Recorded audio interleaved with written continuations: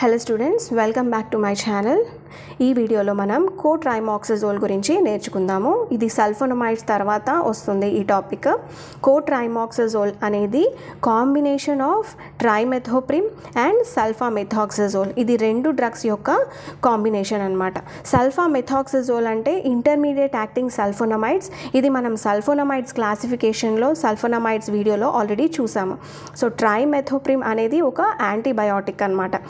And దీని స్ట్రక్చర్లో ఇది డైఅమైనో pyrimidine, అంటే దీని స్ట్రక్చర్లో రెండు అమైన్ గ్రూప్స్ ఉంటాయి. అండ్ మనం కోట్రైమాక్సజోల్లో రెండు డ్రగ్స్ని ఒక కాంబినేషన్గా తీసుకుంటున్నాం. అండ్ ఇక్కడ రేషియో వచ్చేసి 1:5 రేషియోలో మనం తీసుకుంటాం అనమాట. అంటే ట్రైమెథోప్రిమ్ కానీ మనం 50 మిల్లీగ్రామ్స్ కానీ తీసుకుంటే సల్ఫామెథాక్సజోల్ అనేది 250 మిల్లీగ్రామ్స్ తీసుకోవాల్సి ఉంటుంది. తర్వాత స్పెక్ట్రమ్ చూద్దాం. ఈ కోట్రైమాక్సజోల్ ఎంత ఎక్స్టెంట్ వరకు gram positive gram negative bacteria మీద యాక్ట్ చేస్తుంది, అలాగే బ్యాక్టీరియా కాకుండా వేరే మైక్రో ఆర్గానిజమ్స్ కూడా ఎలా యాక్ట్ చేస్తుంది, ఎంత మేరకు ఇది యాక్ట్ చేస్తుందో మనం చూద్దాము. ఫస్ట్ వన్ వచ్చేసి స్టెఫైలోకోకస్ ఆరియస్. ఈ స్టెఫైలోకోకస్ ఆరియస్ అనేది skin infections and soft tissue ఇన్ఫెక్షన్స్ని కాజ్ చేస్తుంది. సాఫ్ట్ టిష్యూ ఇన్ఫెక్షన్స్ అంటే సాఫ్ట్ టిష్యూస్ అంటే మన బాడీలో ఉన్న fat, muscle, fibrous tissue, blood vessels, lymph vessels ఏదైతే ఉన్నాయో వీటిని మనం సాఫ్ట్ టిష్యూస్ అంటాం. సో స్టెఫైలోకోకస్ ఆరియస్ స్కిన్ ఇన్ఫెక్షన్స్ని, సాఫ్ట్ టిష్యూ ఇన్ఫెక్షన్స్ని కాజ్ చేస్తుంది. నెక్స్ట్ వన్ వచ్చేసి స్ట్రెప్టోకోకై. ఈ స్ట్రెప్టోకోకై బ్యాక్టీరియా ఏం చేస్తాయి, బోన్ ఇన్ఫెక్షన్స్, స్కిన్ ఇన్ఫెక్షన్స్ని కాజ్ చేస్తాయి. అలాగే ఇది ఎండోకార్డైటిస్ని కూడా కాజ్ చేస్తుంది. ఎండోకార్డైటిస్ అంటే infection in the inner lining, heart చేంబర్స్లో ఉన్న ఇన్నర్ లైనింగ్లో ఇన్ఫెక్షన్ అవుతుంది. దాన్ని మనం ఎండోకార్డైటిస్ అని అంటాం. ఇదే కాకుండా ఈ స్ట్రెప్టోకోకై ఫుడ్ పాయిజనింగ్ కూడా కాజ్ చేస్తాయన్నమాట. నెక్స్ట్ వచ్చేసి మెనింగోకోకై. ఈ మెనింగోకోకై మెనింజైటిస్ని కాజ్ చేస్తాయి. తర్వాత వచ్చేసి next one corynebacterium diphtheriae. Corynebacterium diphtheria అనే డిజీజ్ని కాజ్ చేస్తుంది. And next one escherichia coli. ఈ కోలాయ్ అంటాం కామన్గా. దీన్ని మనం సల్ఫోనమైడ్స్ టాపిక్లో కూడా చూసాము. సో ఇది ఇంటెస్టైనల్ అండ్ యూరినరీ ట్రాక్ ఇన్ఫెక్షన్స్ని కాజ్ చేస్తుంది. తర్వాత ప్రోటియస్ మిరాబిలిస్ అని చెప్పాను. అండ్ ఈ ప్రోటియస్ మిరాబిలిస్ వచ్చేసి యూరినరీ ట్రాక్ ఇన్ఫెక్షన్స్ని కాజ్ చేస్తుంది. Next one is haemophilus influenzae. ఇది మనం సల్ఫోనమైడ్స్ టాపిక్లో కూడా చూసాము. ఇది రెస్పిరేటరీ ట్రాక్ ఇన్ఫెక్షన్స్ని కాజ్ చేస్తుంది. తర్వాత సాల్మొనెల్లా టైఫాయిడ్ని కాజ్ చేస్తుంది. షైగెల్లోసిస్ అంటే ఇంటెస్టైనల్ ఇన్ఫెక్షన్స్ని కాజ్ చేస్తుంది. And next one pneumocystis jirovecii. అంటే న్యూమోసిస్టిస్ జెరోవైసి ఇది ఒక ఫంగై అని, అండ్ ఇది న్యూమోనియాని కాజ్ చేస్తుంది, ఎస్పెషల్లీ న్యూమోనియా ఇన్ లంగ్స్ అన్నమాట. మనం కోట్రైమాక్సజోల్ మెకానిజం ఆఫ్ యాక్షన్ కానీ చూసినట్లయితే ఇందులో కాంబినేషన్ ఆఫ్ 2 డ్రగ్స్ ఉన్నాయి కాబట్టి యాజ్ యూజువల్గా సల్ఫోనమైడ్స్, మనం సల్ఫోనమైడ్స్ టాపిక్లో కూడా మెకానిజం ఆఫ్ యాక్షన్ చూసాము. సల్ఫోనమైడ్స్ ఏం చేస్తుంది, ఫోలిక్ యాసిడ్ సింథటేజ్ ఎంజైమ్ని ఫంక్షన్ని ఆపేస్తుంది. దానివల్ల డైహైడ్రోఫోలిక్ యాసిడ్, ఏదైతే ఫోలిక్ యాసిడ్ డెరివేటివ్ ఉందో అది ఫామ్ అవ్వదు. అండ్ పారాఅమైనో బెంజోయిక్ యాసిడ్ నుండి బ్యాక్టీరియా అనేది డైహైడ్రోఫోలిక్ యాసిడ్ ప్రొడ్యూస్ చేసుకుంటుంది. దీని తర్వాత నెక్స్ట్ స్టెప్ వచ్చేసి డైహైడ్రోఫోలిక్ యాసిడ్ నుండి టెట్రాహైడ్రోఫోలిక్ యాసిడ్ని బ్యాక్టీరియా ప్రొడ్యూస్ చేసుకుంటుంది. అండ్ ఇక్కడ దీనికి డైహైడ్రోఫోలేట్ రిడక్టేజ్ అనే ఎంజైమ్ హెల్ప్ చేస్తుంది. సో ఈ ఎంజైమ్ని ట్రైమెథోప్రిమ్ డ్రగ్ దీన్ని ఇన్హిబిట్ చేస్తుంది. డైహైడ్రోఫోలేట్ రిడక్టేజ్ ఎంజైమ్ని, దీని ఫంక్షన్ని ఇది ఇన్హిబిట్ చేస్తుంది. తద్వారా ఇది బ్యాక్టీరియల్ ఫోలిక్ యాసిడ్ సింథసిస్ని ఆపేస్తుంది. సో టెట్రాహైడ్రోఫోలిక్ యాసిడ్ అనేది కూడా ఒక ఫోలిక్ యాసిడ్ డెరివేటివ్, అండ్ ఇది వచ్చేసి ఒక కోఫాక్టర్గా పనిచేస్తుంది. కోఫాక్టర్ అంటే చాలా మెటబాలిక్ పాత్వేస్లో బ్యాక్టీరియాకి డిఎన్ఏ అండ్ అమైనో యాసిడ్స్ని ప్రొడ్యూస్ చేసుకోవడానికి హెల్ప్ చేస్తుంది. అండ్ ఇది వచ్చేసి నాన్ ప్రోటీన్ మాయిటీ అనమాట. సో ఈ టెట్రాహైడ్రోఫోలిక్ యాసిడ్ని కూడా ఫామ్ అవ్వకుండా ట్రైమెథోప్రిమ్ ఆపుతుంది. ఎలాగా, డైహైడ్రోఫోలేట్ రిడక్టేజ్ అనే ఎంజైమ్ ఫంక్షన్ని ఇన్హిబిట్ చేయడం వల్ల. సో ఈ రెండు డ్రగ్స్ ఒక్కసారి అలోన్ అంటే సపరేట్గా ఇచ్చినట్లయితే ఇవి బ్యాక్టీరియోస్టాటిక్గా పనిచేస్తాయి, అంటే బ్యాక్టీరియా గ్రోత్ని ఆపేస్తాయి. కానీ రెండు ఉన్న కాంబినేషన్లో కానీ మనం ఇచ్చినట్లయితే బ్యాక్టీరియాసైడల్గా పనిచేస్తాయి, అంటే బ్యాక్టీరియాని చంపేస్తాయి. అండ్ ఇక్కడ రేషియో నేను మీకు వీడియో స్టార్టింగ్లో చెప్పాను.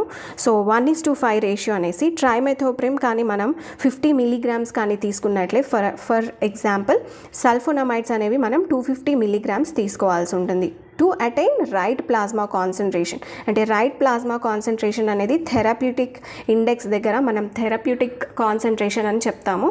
అంటే కరెక్ట్గా డ్రగ్ అనేది ట్రీట్మెంట్ ఇవ్వడానికి పనికి రావడానికి కావాల్సింది right plasma concentration. So sentence ఫామ్లో మనం డ్రగ్ మెకానిజం ఆఫ్ యాక్షన్ కానీ చూసినట్లయితే సల్ఫోనమైడ్స్ ఇన్హిబిట్ డైహైడ్రోఫోలిక్ యాసిడ్ సింథసిస్ అనమాట. ఇక్కడ నుండి పాబా నుండి పారా అమైనో బెంజోయిక్ యాసిడ్ నుండి డైహైడ్రోఫోలిక్ యాసిడ్ని ఫామ్ అవ్వకుండా చేస్తుంది. And at the same time trimethoprim ఏం చేస్తుంది, డైహైడ్రోఫోలేట్ రిడక్టేజ్ ఎంజైమ్ని ఇన్హిబిట్ చేస్తుంది. అండ్ ఇది ఇన్హిబిట్ చేయడం ద్వారా డైహైడ్రోఫోలేట్ రిడక్టేజ్ ఎంజైమ్ని ఇన్హిబిట్ చేయడం ద్వారా టెట్రాహైడ్రోఫోలిక్ యాసిడ్ అనేది ఫామ్ అవ్వదు. ఓకే, సో ఈ 2 స్టెప్స్ అనేవి ఫోలిక్ యాసిడ్ సింథసిస్లో చాలా కీలకం అనమాట, చాలా ఇంపార్టెంట్. ఒకవేళ ఈ 2 సీక్వెన్షియల్ స్టెప్స్ని ఇన్హిబిట్ చేసినట్లయితే అప్పుడు ఫోలిక్ యాసిడ్ అనేది ఫామ్ అవ్వదు, అప్పుడు బ్యాక్టీరియల్ గ్రోత్ అనేది ఆగిపోతుంది. సో ఆ కాంబినేషన్, ఆ డ్రగ్ కాంబినేషన్ని సినర్జిస్టిక్ అని అంటామన్నమాట. అంటే 2 డ్రగ్స్ సపరేట్గా ఇచ్చినప్పుడు చూపించిన యాక్షన్ కన్నా 2 డ్రగ్స్ కాంబినేషన్ వల్ల ఇచ్చిన యాక్షన్ అనేది ఇంకా ఎక్కువగా ఉంటుంది. దాని బలం అనేది, దాని థెరప్యూటిక్ యాక్టివిటీ అనేది ఇంకా ఎక్కువగా ఉంటుంది. అండ్ దాన్ని మనం సినర్జిస్టిక్ అని అంటాము. Coming to the pharmacokinetics of cotrimoxazole. So trimethoprim and sulfamethoxazole రెండిటికి సేమ్ T-half ఉంటుంది. సో టెక్స్ట్ బుక్లో T-half అయితే మెన్షన్ చేయలేదు, but 8 to 10 hours is the T-half for both the drugs అనమాట. 8 to 10 hours. ఓకే, అవి ఓరల్గా కూడా ఇవ్వచ్చు, ఐవీగా కూడా ఇవ్వచ్చు. అండ్ గట్ నుండి చాలా బాగా అబ్జార్బ్ అయిపోతాయి and they are widely distributed in the bodies. And as యూజువల్గా ఎక్స్క్రీషన్ అనేది కిడ్నీస్ ద్వారా జరుగుతుంది. అండ్ ఆ తర్వాత రెసిస్టెన్స్ అనమాట.